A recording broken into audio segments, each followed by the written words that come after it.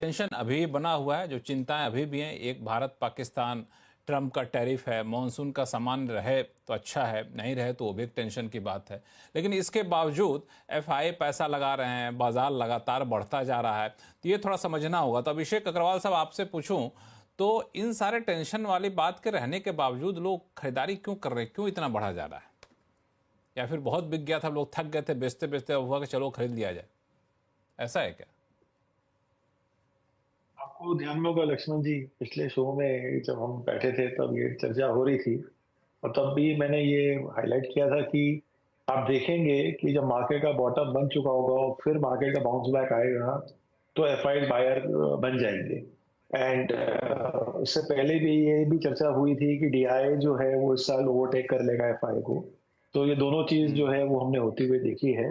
And जो सवाल है आपका कि भाई ये हो क्यों रहा है, तो मार्केट में होता ये है कि हम हमारे करंट इवेंट्स को जो हो रहा होता है दुनिया में उसको लिंक करने की कोशिश करते हैं मार्केट की तरफ कि भाई इस इवेंट की वजह से ये हो रहा है, उस इवेंट की वजह से हो रहा है। इसका मतलब प्रिडिक्टेबिलिटी कोशिश करते हैं कि प्रिडिक्ट कर लें। मगर मार्केट की यूनिकनेस यही है कि ये कभी अनप्रिडिक्टेबल है और आप इसे कर नहीं सकते। इंटरेस्टिंग बात यह है कि अगर आप इससे पहले कोई भी कंट्री देखें जो वॉर में गई है, इंटरेस्टिंगली वो कंपनी जो जो कंट्री वॉर पे गई है उसकी इकोनॉमी सडनली वॉर के बाद बढ़ने लग जाती है। और उसका जो मार्केट भी है, स्पेशली जो स्टॉक मार्केट है, वो भी बढ़ने लग जाता है।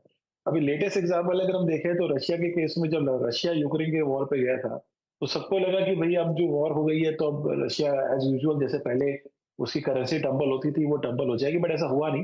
बल्कि उस साल जो रूबल है वो दुनिया का बेस्ट करेंसी परफॉर्मर बन गया, जहां पे शायद उसकी appreciation, if I correctly remember, insanely 85% थी। तो you can never predict the market, but having said that, एक तो ये है कि एफआई जो है हमारे मार्केट में पिछले 12 महीने से भी ऊपर से बेच ही रहे हैं। नेट नेट सेलर इतनी बड़ी है कि हर बार वो नंबर जो है बढ़ता चला गया। सो एक ना कहीं तो एक जगह पे कुछ चीजें थमेगी और वापस कहीं ना कोई तो रोटेट करेंगे। तो एक पार्ट तो वो आ गई जहां पे एक बार के लिए अभी वापस मार्केट पर लौट रहे हैं। और चाइना से जो प्रेम इनका अभी तक बना हुआ था लास्ट 6 महीने में वो थोड़ा कम हो गया है, इसलिए अब हमारे मार्केट में आ गए। तो पहला ट्रेंड तो ये है, क्योंकि चाइना को भी हमें देखना पड़ेगा। हम इस डिस्कशन में चाइना को इग्नोर कर रहे हैं जो वन ऑफ द आएंगे बेस्ट आगे परफॉर्मिंग चलकर, मैं मार्केट था चाइना पे भी लास्ट चार आऊंगा मैं। महीने से। बट लास्ट 4 महीने में China was the best performing market. And अब उसके सामने अगर आप वहां पे देखेंगे तो वो अब डाउन ट्रेंड में गया और हम पिकअप कर गए। सो एक तरह का कॉन्ट्रा कॉल जैसा कॉल ले सकते हैं, आप समझ सकते हैं कि एफआई तो एटलीस्ट वैसे करें। डीआई के केस में कोई सरप्राइज नहीं है, मैंने लास्ट टाइम भी कहा था 26,500 करोड़ की एसआईपी हर महीने अगर आ रही है और वहां पे कोई ज्यादा प्लस माइनस हुआ नहीं है तो एक बहुत बड़ा पैसा है। और कैश रिजर्व भी बहुत बड़ा पड़ा हुआ था जो डीआई के पास था। तो यही कॉम्बिनेशन है जिसकी वजह से हम देख रहे हैं कि मार्केट में जो है सिचुएशन बड़ी समझी हुई है।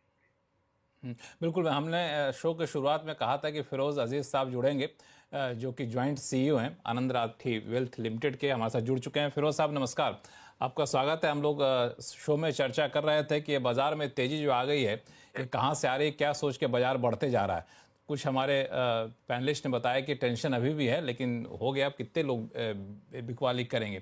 तो अभी एफआईडीआई की बात कर रहे थे अभिषेक अग्रवाल साहब, तो मुझे लगता है कि शायद पहली बार ऐसा हुआ है कि डीआई की होल्डिंग जो है एफआई से ज़्यादा हो गई है, भले थोड़ी बहुत ही ज़्यादा हुई है। तो ये क्या संकेत दे रहा है, आप लोग इसको किस तरीके से रीड कर रहे हैं?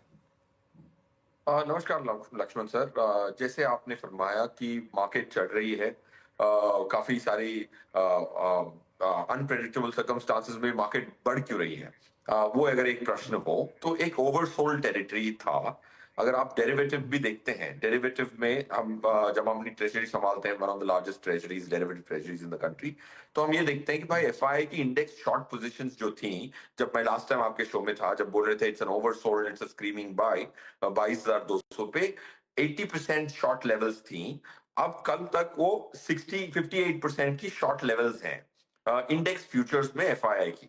इससे क्या मतलब है कि जो रिसेंट रैली आई है उसमें इतनी शॉर्ट कवरिंग नहीं हुई है। मतलब ये कैश मार्केट लेड रैली है, ये कोई डेरिवेटिव शॉर्ट कवरिंग की रैली नहीं है, क्योंकि 10% का उछाल between the last time I spoke to you and today.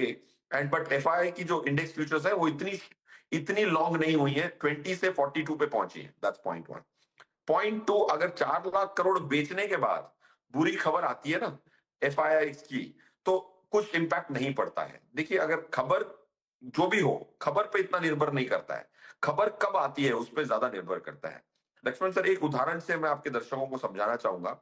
आप देखिए, सत्यम का जब स्कैम ब्रेकआउट हुआ था करीबन 15 साल पहले, 2009 I think January first week में, तो एक निफ्टी की कंपनी, एक सेंसेक्स की कंपनी सत्यम कहती है कि मेरे पास जो एफडी की रिसीट्स थी वो गलत थी, वो फर्जी थी।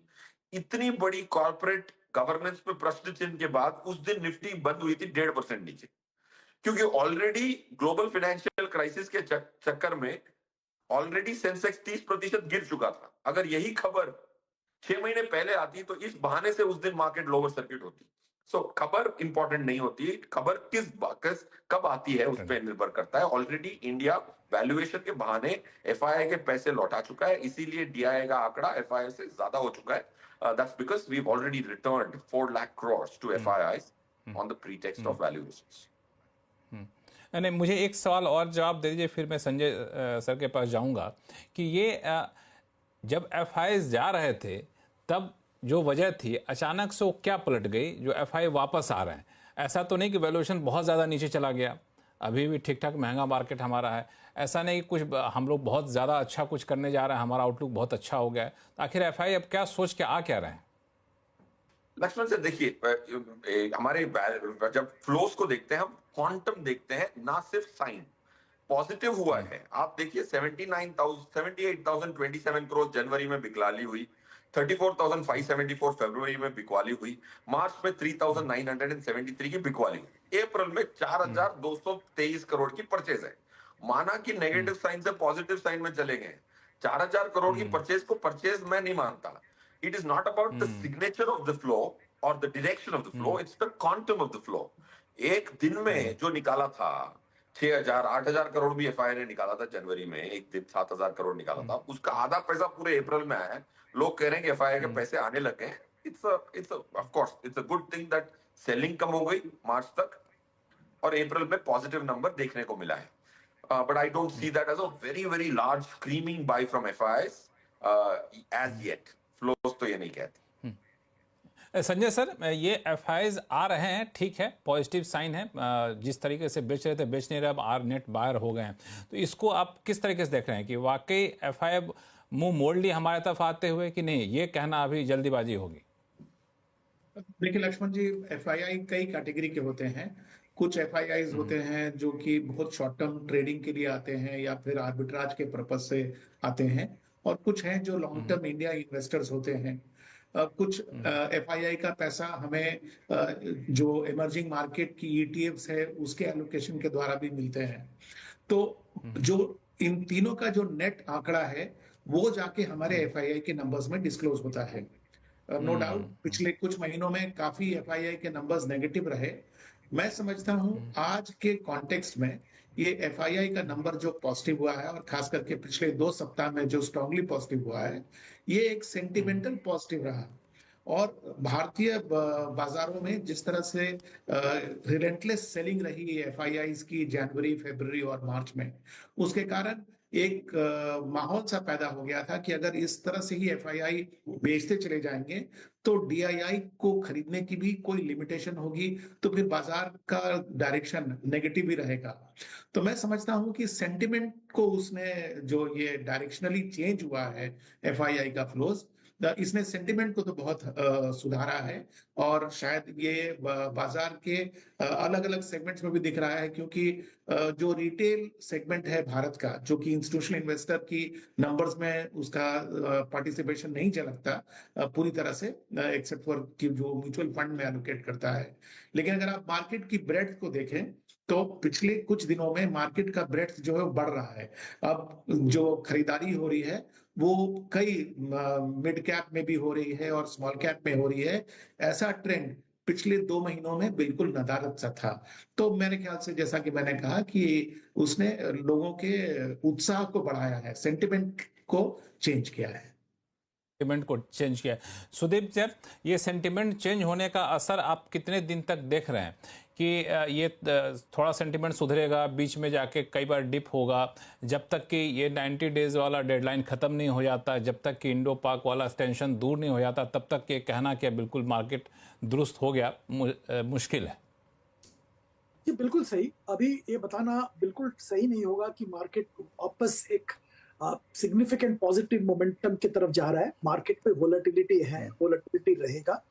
मैं एफआईआईज के जो बारे में बातचीत हो रहा है, इस पे एक टिप्पणी और ऐड करना चाहूंगा। देखिए, पहले जब एफआईआई दबा के इंडिया में बेच रहे थे, जैसे संजय जी बता रहे हैं, फिरोज भाई बता रहे हैं, तब यूएस मार्केट बहुत अट्रैक्टिव रिटर्न दे रहा था और सारा पैसा थोड़ा बहुत चाइना में जरूर जा रहा था, पर ज्यादातर पैसा वापस यूएस में जा रहा था, क्योंकि यूएस में रिटर्न जबरदस्त आ रहा था। अब क्या हुआ कि यूएस में बहुत अनिश्चयता आ गया है, यूएस मार्केट में अच्छा रिटर्न मिलने की संभावना और बहुत अनिश्चयता आ गया है। इस माहौल में एफआईआईज जो कि थोड़ा बहुत मोमेंटम को लेके काम करते हैं, थोड़ा बहुत निम्बल फुटेड है, वो सोच रहे हैं कि इंडिया जैसे मार्केट जहां पे वैल्यूएशन थोड़ा ठीक हुआ है और जहां पे ग्रोथ की अपॉर्चुनिटी है, जीडीपी ग्रोथ का बात अभी भी चल रहा है 6-6.5% के बीच में, वहां पे निवेश क्यों नहीं करें। तो वो यूएस को अवॉइड करके यूएस से पैसा निकाल के इंडिया में आ रहे हैं, मोटा मोटी ऐसा ही लग रहा है। तो इस माहौल में ये मुझे लगता है जब तक यूएस में अनिश्चयता खत्म नहीं होता है, ये ट्रेंड बरकरार रहेगा।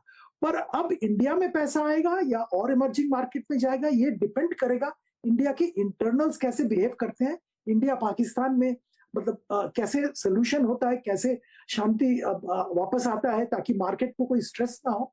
ये सब पे ध्यान रखना पड़ेगा, इस पे देखना पड़ेगा कैसे आगे मूव होता है।